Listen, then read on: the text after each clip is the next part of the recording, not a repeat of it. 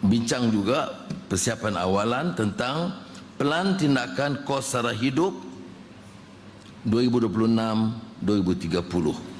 Ini sebab kita akan bincang ini selagi dengan pendekatan Rancangan Malaysia ke-13 dan kerangka ekonomi madani.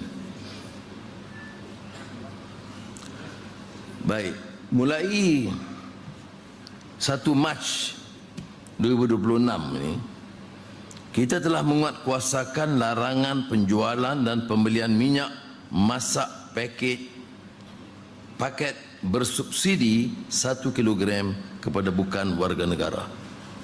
Ini wajar. Mana mungkin subsidi diberikan kepada bukan warga negara. Ini yang kita laksanakan dulu dalam program elektrik, macam Budi 95 dan juga minyak.